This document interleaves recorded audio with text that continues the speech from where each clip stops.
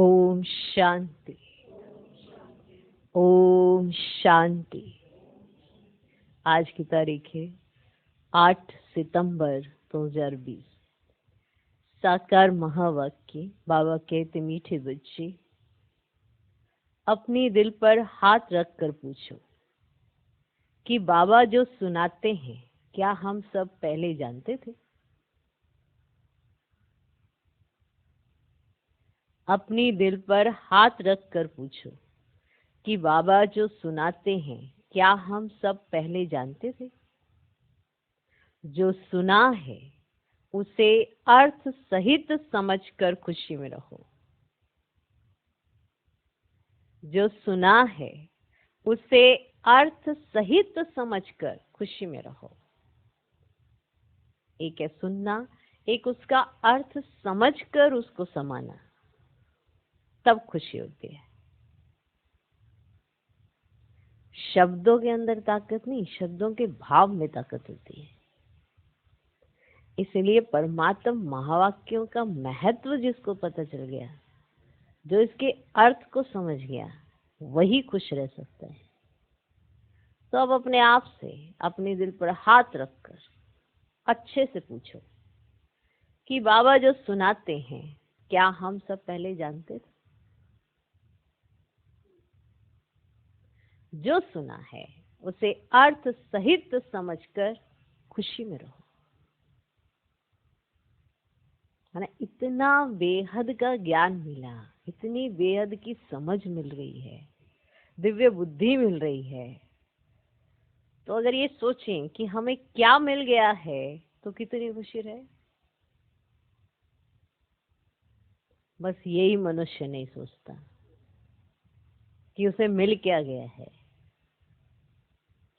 तो खुश रहने का साधन एकमात्र यही है कि समझो, जो समझाया जा रहा है उसका अर्थ समझो।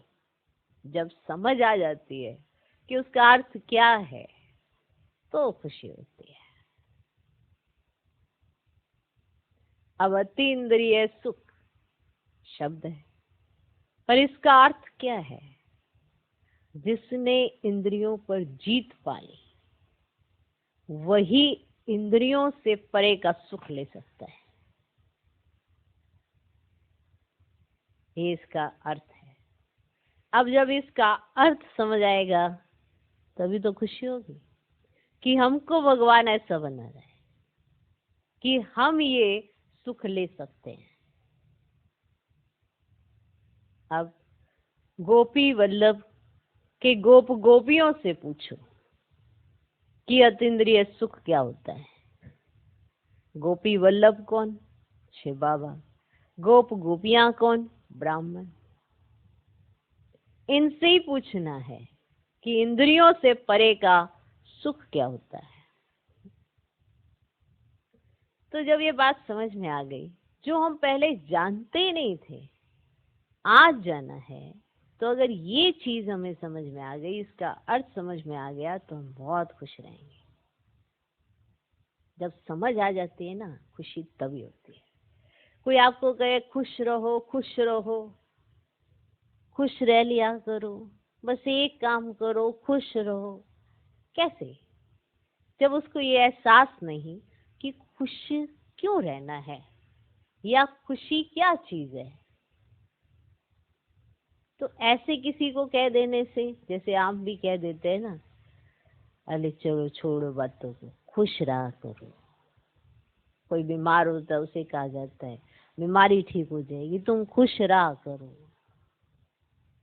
अब उसको पता ही नहीं खुशी किस चिड़िया का नाम है, खुशी आती कैसे है।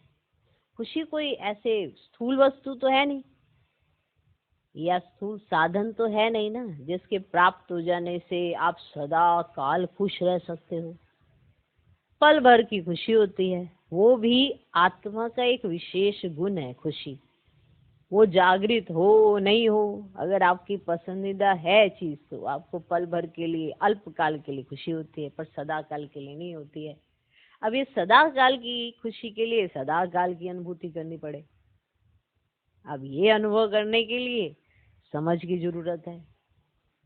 उस समझ का पता भी होना चाहिए। तो अपने दिल पर हाथ रख के पूछो कि जो बात आज आप जानते हो, इतना सब कुछ जानते हो, पहचानते हो, क्या ये आप पहले जानते थे? तो जो सुना है उसका अर्थ सहित समझकर, जो भी सुना है आपने मन मना भाव का अर्थ अगर समझ लिया तो आप खुश रहेंगे। मध्याजी भाव का अर्थ समझ लिया तो आप खुश रहेंगे। तो अर्थ समझकर, माना अर्थ समझ लिया, उसको अर्थ सहित समझ लिया, खुशी में रहो।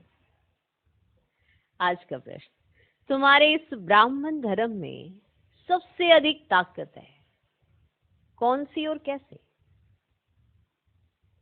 तुम्हारे इस ब्राह्मण धर्म में सबसे अधिक ताकत है कौन सी और कैसे?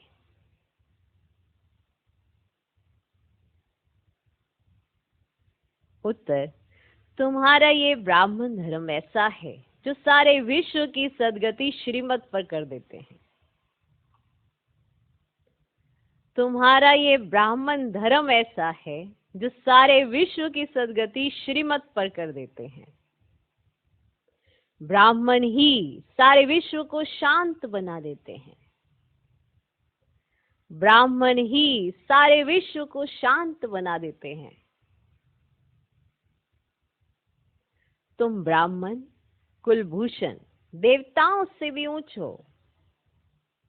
तुम ब्राह्मण कुलभूषण देवताओं से भी ऊंच हो। तुम्हें बाप द्वारा ये ताकत मिलती है।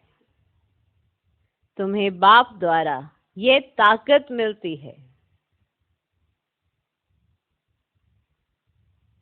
तुम ब्राह्मण बाप के मददगार बनते हो। तुम ब्राह्मण बाप के मददगार बनते हो। तुम्हें ही सबसे बड़ी प्राइज मिलती है। तुम्हें ही सबसे बड़ी प्राइज मिलती है।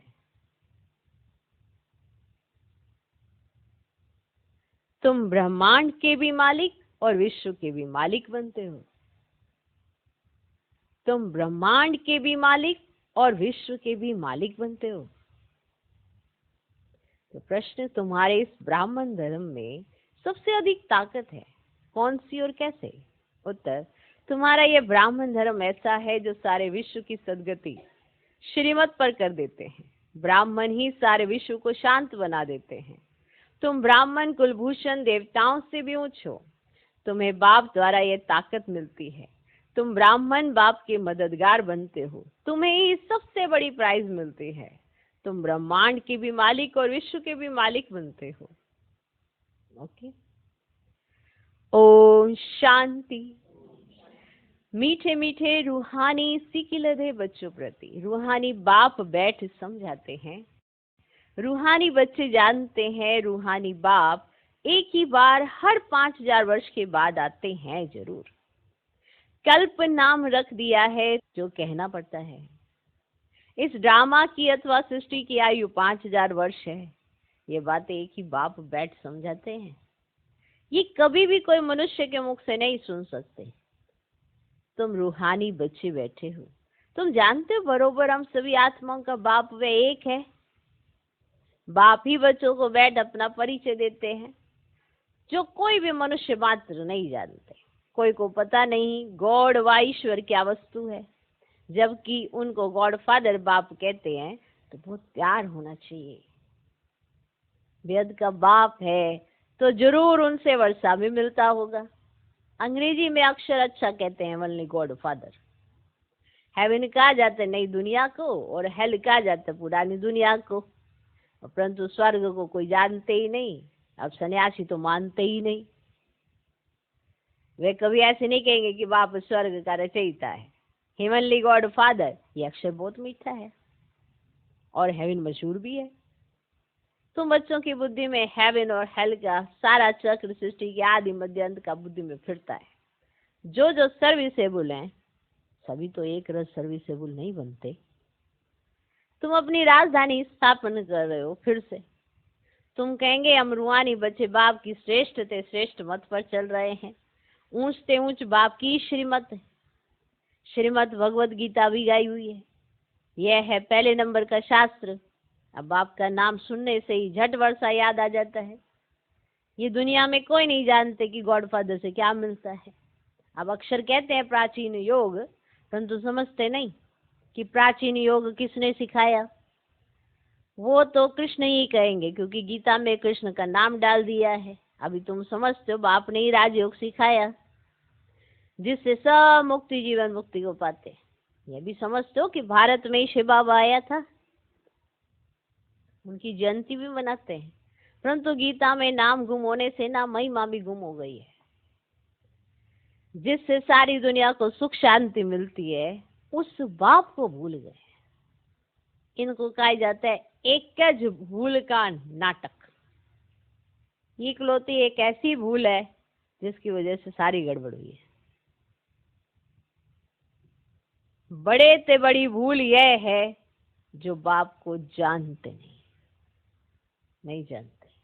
सबसे बड़ी से बड़ी भूल यही है, जो बाप को नहीं जानते। कभी कहते वह नाम रूप से न्यारा है, फिर कहते कछ मच अवतार है, ठिक्कर वित्तर में है। भूल में भूल होती जाती है, भूल में फिर भूल होती जाती है। सीढ़ी नीचे उतरते जाते हैं, कला कम होती जाती है, तमो प्रधान बनते जाते हैं। ड्रामा के प्लान अनुसार जो बाप स्वर्ग का रचयिता है, जिसने भारत को स्वर्ग का मालिक बनाया, उनको ठीक कर भीतर में कह देते हैं। अभी बाप समझाते हैं तुम सीढ़ी कैसे उतरते आए हो, कुछ भी किसको पता नहीं। ड्रामा क्या है पूछते रहते हैं। ये दुनिया कब से बनी है, अब नई सृष्टि कब थी, तो कह देंगे लाखों वर्ष आगे। अब समझते हैं पुरानी दुनिया में तो अभी बहुत वर्ष पड़े हैं। इसको अज्ञान अंधियारे ही कहा जाता है ना। अब गायन भी है, ज्ञान अंजन सतगुरु दिया, अज्ञान अंधेर विनाश। अब तुम समझते हो रचयिता बाप जो स्वर्ग रचेंगे। अब बाप ही आकर नरक को स्वर्ग बनाते हैं। अब रचयिता बाप ही आकर सृष्टि के आदि मध्य अंत का ज्ञान सुनाते हैं। आते भी हैं अंत में, अब टाइम तो लगता है ना। ये भी बच्चों को समझाया है, ज्ञान में इतना समय नहीं लगता है जितना याद की यात्रा में लगता है। ज्ञान में इतना कहाँ समय लगता है। आप देखो 7 डेज कोर्स करते हो, ज्ञान तो बुद्धि में आ गया 7 दिन के अंदर। बाकी विस्तार तो बहुत है, लेकिन सार तो समझ में आ जाता है ना। अब सार समझ में आ गया, विस्तार आप ही समझ आ जाता है। लेकिन मेहनत लगती है याद की यात्रा में। 84 जन्मों की कहानी तो जैसे एक कहानी है। आज से 5000 वर्ष पहले किन्हों का राज्य था, वो राज्य कहाँ गया। तुम बच्चों को अब सारी नॉलेज है। तुम हो कितने साधारण, अजामिल जैसे पापी, अहिल्याएं, कुब्जाएं, भीलियां, उनको कितना ऊंच बनाते हैं। मतलब भगवान कैसी आत्मा हो जाती है, उसको भी कितना ऊंच बनाते हैं। तुम हो कितने साधारण, अजामिल जैसे पापी, अहिल्याएं, कुब्जाएं, भीलनियां, उनको कितना ऊंच बनाते हैं। बाप समझाते हैं तुम क्या से क्या बन रहे हो। बाप आकर समझाते हैं पुरानी दुनिया का अब हाल देखो क्या है। देखो तो सही, हाल देखो ना क्या है। मनुष्य कुछ भी नहीं जानते कि सृष्टि का चक्र कैसे फिरता है। बाप कहते तुम अपने दिल पर हाथ रखकर पूछो। आगे ये कुछ जानते थे ये सब कुछ भी नहीं। अभी जानते हो बाबा फिर से आकर हमको विश्व की बादशाही देते। कोई की बुद्धि में नहीं आएगा कि विश्व की बादशाही क्या होती है। विश्व माना सारी दुनिया। अब तुम जानते हो बाप हमको ऐसा राज्य देते हैं जो हमसे आधा कल्प तक कोई छीन नहीं सकते। तो बच्चों को कितनी खुशी होनी चाहिए। बाप से कितना बड़ा राज्य लिया है। बाप सत्य है, सत्य शिक्षक भी है, सतगुरु भी है। कब सुना ही नहीं। अब अर्थ सही तो तुम समझते हो, तुम बच्चे हो, बाप को याद तो कर सकते हो, बाप को तो याद कर सकते हो। आजकल छोटेपन में ही गुरु करते हैं, गुरु का चित्र बनाए भी गले में डालते हैं, वह घर में रखते हैं। यहाँ तो वंडर है, बाप शिक्षक सतगुरु सब एक ही है। बाप कहते मैं साथ में ले चलूंगा। तुमसे पूछेंगे क्या पढ़ते हो, बोलो हम नई दुनिया में राजाई प्राप्त करने के लिए राजयोग पढ़ते हैं। ये है ही राजयोग। जैसे बैरिस्टर योग होता है तो जरूर बुद्धि का योग बैरिस्टर तरफ जाएगा। अब टीचर को जरूर याद तो करेंगे ना। तुम कहेंगे हम स्वर्ग की राजाई प्राप्त करने के लिए ही पढ़ते हैं। कौन पढ़ाते हैं? शिव बाबा भगवान। उनका नाम तो एक ही है जो चला आया है, रथ का नाम तो है नहीं। मेरा नाम है ही शिव। बाप शिव और रथ ब्रह्मा कहेंगे। अभी तुम जानते हो ये कितना वंडरफुल है। शरीर तो एक ही है, इनको भाग्यशाली रथ क्यों कहते हैं? क्योंकि शिव बाबा की प्रवेशता है। तो जरूर दो आत्माएं ठहरी, ये भी तुम जानते हो। और किसको तो ये ख्याल भी नहीं आता। अब दिखाते हैं, भागीरथ ने गंगा लाई, क्या पानी लाया? गंगा लाई, क्या पानी लाया? अभी तुम प्रैक्टिकल देखते हो, क्या लाया है, किसने लाया है, किसने प्रवेश किया है? बाप ने किया ना। अब मनुष्य में पानी थोड़ी प्रवेश करेगा, जटाओं से पानी थोड़ी आएगा। इन बातों पर मनुष्य कभी ख्याल भी नहीं करते। कहा ही जाता है ना, रिलीजियस इज माइट, रिलीजन में ताकत है। बताओ सबसे जास्ती किस रिलीजन में ताकत है? तो वहां सभी बच्चों ने कहा ब्राह्मण रिलीजन में। हाँ ये ठीक है, जो कुछ ताकत है ब्राह्मण धर्म में ही है, और कोई रिलीजन्स में कोई ताकत नहीं। तुम अभी ब्राह्मण हो, ब्राह्मणों को ताकत मिलती है बाप से, जो फिर तुम विश्व के मालिक बनते हो। तुम्हारे में कितनी बड़ी ताकत है। तुम कहेंगे ब्राह्मण धर्म के हम, किसकी बुद्धि में नहीं बैठेगा। तुम कहेंगे हम ब्राह्मण धर्म के, किसकी बुद्धि में ही नहीं बैठे। अब विराट रूप भल बनाया है, परंतु वह भी तो आधा है। मुख्य रचता और उनकी पहली रचना कोई नहीं जानते। माना विराट रूप में ना तो रचता है शिव बाबा का चित्र है, ना ब्राह्मणों का चित्र है। तो उनकी पहली रचना तो ब्राह्मण, उनको ही नहीं जानते। बाप है रचता, फिर ब्राह्मण है चोटी, इसमें ताकत है। बाप को सिर्फ याद करने से ताकत मिलती है। अब बच्चे तो जरूर नंबरवार ही बनेंगे ना। तुम इस दुनिया में सर्वोत्तम ब्राह्मण कुलभूषण हो, देवताओं से भी ऊंचे हो, तुमको अब ताकत मिलती है। सबसे जास्ती ताकत है ब्राह्मण धर्म में। ब्राह्मण क्या करते हैं? सारे विश्व को शांत बना देते हैं। तुम्हारा धर्म ऐसा है जो सर्व की सदगति करते हैं श्रीमत द्वारा। तब बाप कहते तुमको अपने से भी ऊंच बनाता हूं। तुम ब्रह्मांड के भी मालिक, विश्व के भी मालिक बनते हो। सारे विश्व पर तुम राजाई करेंगे। अभी गाते हैं ना भारत हमारा देश है, कभी महिमा के गीत गाते, कभी फिर कहते भारत की क्या हालत है। कभी कभी तो भारत की महिमा के गीत गाते, और कभी कभी देखो भारत की हालत क्या है। अब जानते नहीं भारत इतना ऊंच कब था। मनुष्य तो समझते हैं स्वर्ग अथवा नर्क यहाँ है, जिसको धन मोटर आदि है वह स्वर्ग में है, ऐसे समझ लेते हैं। अब यह नहीं समझते स्वर्ग का ही जाता। देखो बच्चे नई दुनिया को, अब यहाँ सब कुछ सीखना है, मोटर चलानी, सब कुछ सीखना है ना। यहाँ पे साइंस का हुनर भी फिर वहाँ काम में आता है। ये साइंस भी वहाँ सुख देती है।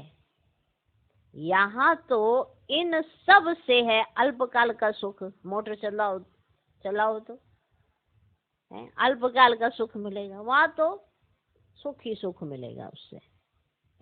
अब वहां तुम बच्चों के लिए स्थायी सुख हो जाएगा।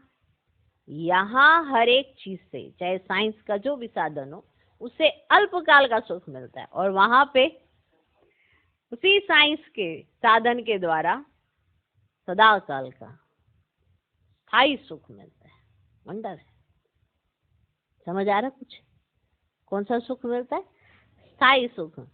यहाँ सब सीखना है जो फिर संस्कार ले जाएंगे।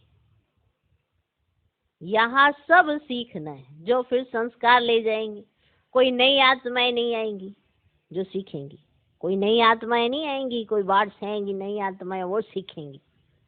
यहाँ के बच्चे ही साइंस सीख कर वहां चलते हैं, वो तो होशियार हो जाएंगे, सब संस्कार ले जाएंगे, फिर वहां काम में आएंगे।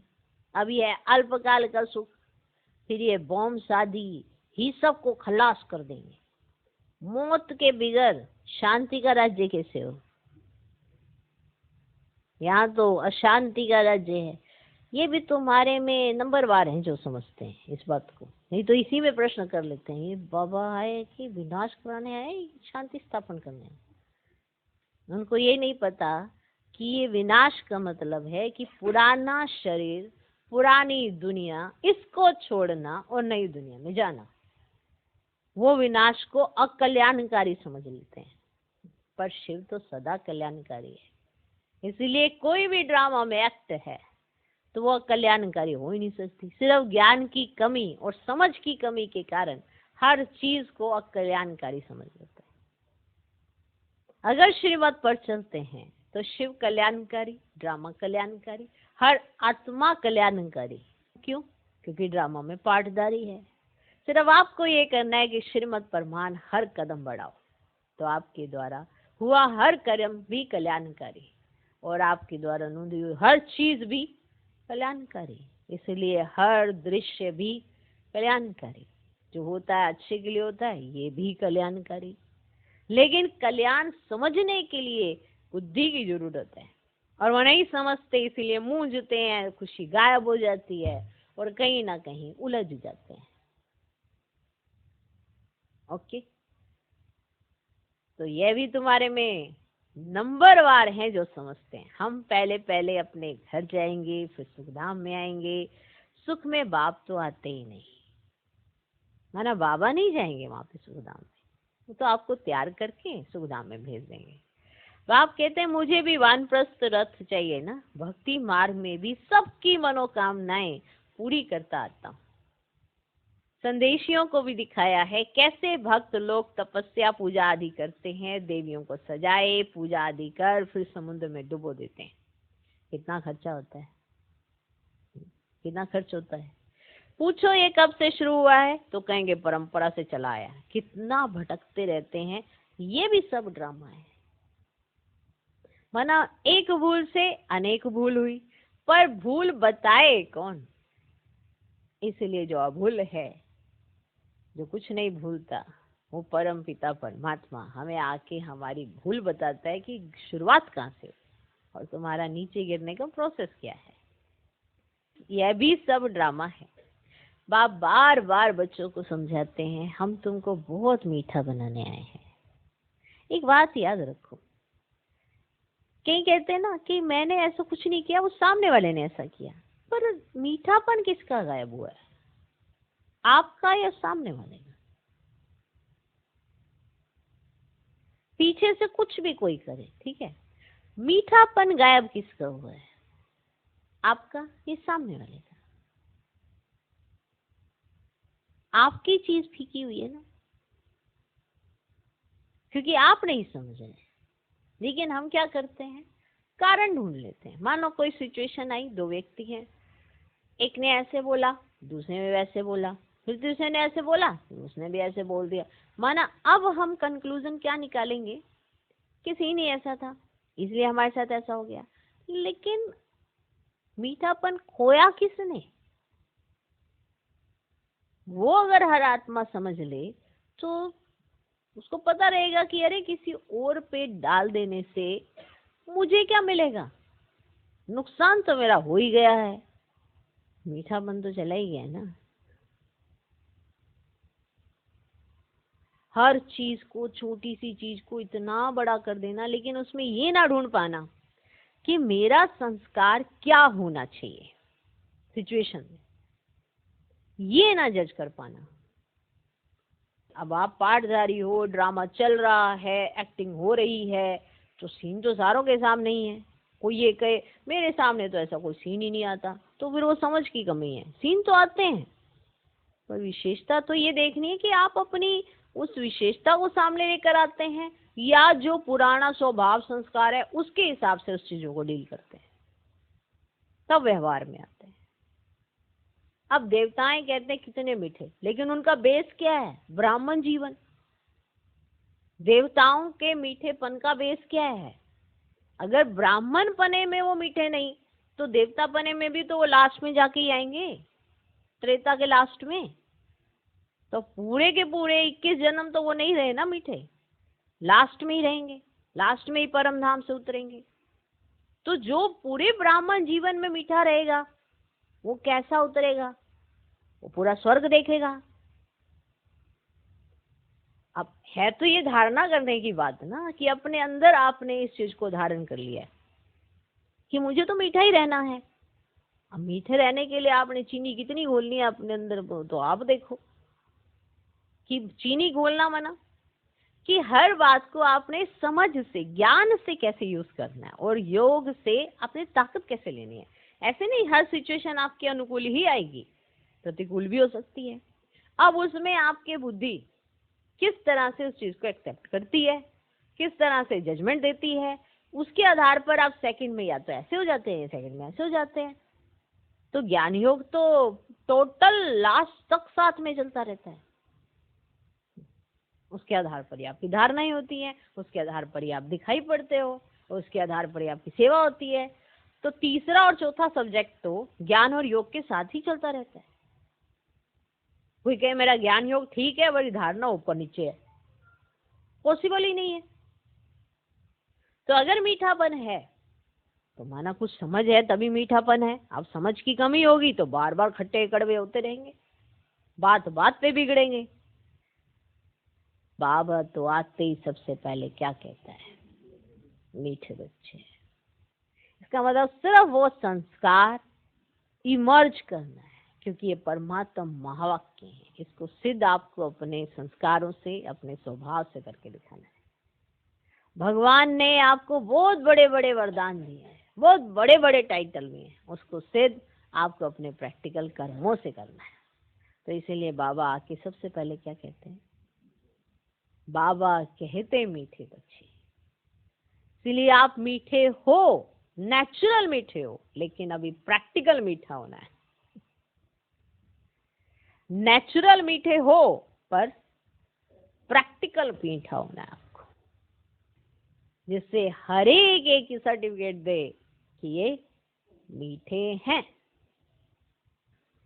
बाप बार बार बच्चों को समझाते हैं, हम तुमको बहुत मीठा बनाने आए हैं। ये देवताएं कितने मीठे हैं, अभी तो मनुष्य कितने कड़वे हैं। जिन्होंने बाप को बहुत मदद की थी, उन्हों की पूजा करते रहते हैं। तुम्हारी पूजा भी होती है, पद भी तुम ऊंच प्राप्त करते हो। बाप खुद कहते हैं मैं तुमको अपने से भी ऊंच बनाता हूँ।